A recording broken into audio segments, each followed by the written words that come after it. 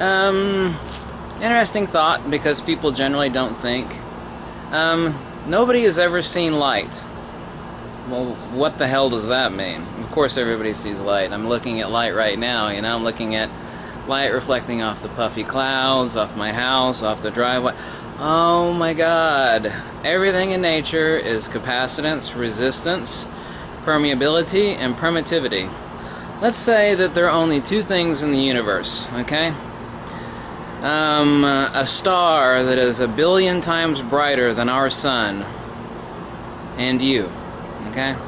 Let's say you're in a spacesuit, right? You're floating out there, I don't know, 1 million miles away, 1 billion miles away, 1 trillion miles away from this star that is 1 trillion billion times brighter than our sun.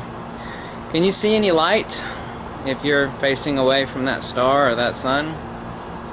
Light is a field perturbation. Nothing emits light. Well, sure it does. We turn on a light bulb, you know, the sun rises. No. Light is a field perturbation.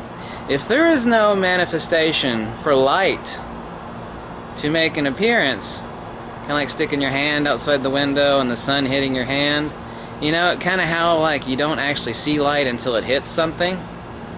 Gee, what would that mean? You never see light until it makes interaction with something. Power is manifestation,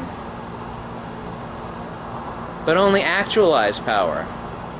What is potential is not actual. An acorn is not an oak tree. An acorn in its genetic nature is an oak tree, but an acorn is not an oak tree. What is potential is not actual. You know, there's this neat little place out in the Nevada-Arizona borderline called the Hoover Dam. You know, before they erected the Hoover Dam, there was only potential. The manifestation of that power is actualization. What is potential is not actual.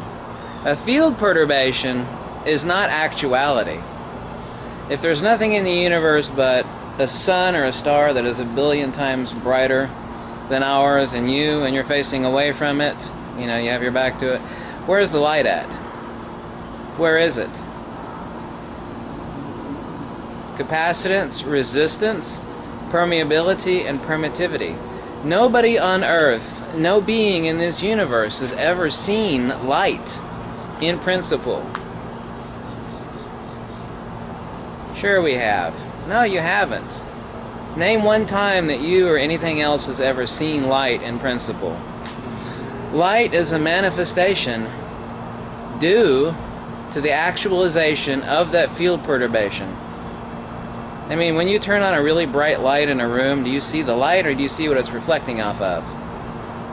I'm pretty sure that the shit that light is reflecting off of, excuse my language, is probably phenomena, meaning matter. I'm pretty sure that's the case. So have you ever seen light? Has anybody ever seen light? The answer to that is no. You have not. So what the hell is light? Light is a coaxial circuit. It is a field perturbation.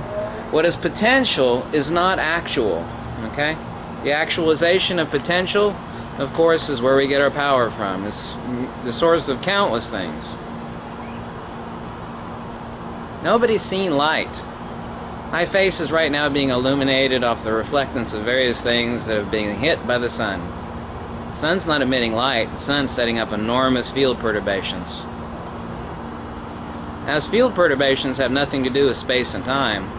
Time is a measure of the movement and the motion of magnitudes. Time has no reality. The ancient Greeks understood that time has no existence.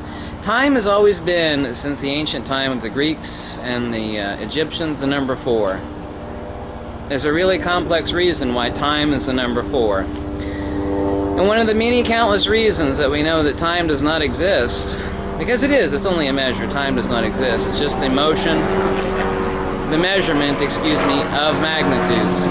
I love helicopters. Not really. The golden ratio, the golden section. Phi, 1, 1, 2, 3, 5, 8, 13. 1, 1, 2, 3, 5. 1, 1, 2, 3, 5. 4 isn't in there, is it? No, it's not. 4 is not in there. That's one really important reason why the ancient Egyptians and the ancient Pythagoreans knew that time was unreal. Time is equal to the number 4. There's a really complex explanation for that.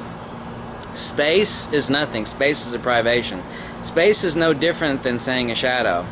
A shadow is not an entity. It's a posterior privation of something else. It's the blockage of light. You put something in the way of light, you'll cast a shadow. Now we have a privation. Now we have not only the actualized, meaning the light, because there's certain capacitance, resistance, and reflectivity of an object, and therefore that object is blocking out, causing a privation of the light, and therefore we have a shadow. A shadow is not an entity. A shadow has no principality. A shadow is a posterior attribute. Space is a posterior attribute. Tesla, the ancient Greeks and the Egyptians knew a lot more than that asshole Albert Einstein and the rest of general relativity and quantum mechanics assholes, who have reified the reification. It's kind of like saying that unicorns exist, and you like write a book about unicorns and what they eat and how they live, and it's just a book of bullshit, right? The reification means that you're actually building up, puffing up a bunch of BS. There's a really quick explanation of reification. You cannot reify a privation. A shadow is not an entity. It's not a principle. It is not a subject. Nor is a wave. A wave is not what something is. It's what something does. All these idiots out there talking about waves, well, we got field waves. Waves of what, moron? Waves of what? The easiest way to destroy a relativist or someone that has been brainwashed by the cult of scientism is just to ask them, say, what's a field in principle? They'll never give you an answer. They have no idea. I say, they'll always talk about waves. I say, wave of what? A wave is not what something is, it's what something does. A wave of what, moron? You see kind of how it works is that there's gold and a gold lion. So we have a statue of a gold lion. There's gold in a gold lion statue, but there ain't no lion in the gold. You see how that works? There's gold in the lion, in the gold lion, but there's no lion in the gold. Higher thinking. This, folks, is why all the rich people from the 12th century till the 17th century, mosquitoes are biting me.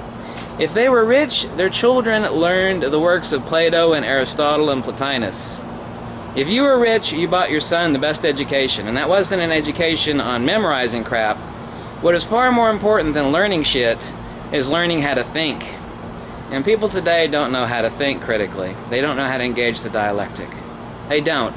Nobody is taught how to think anymore.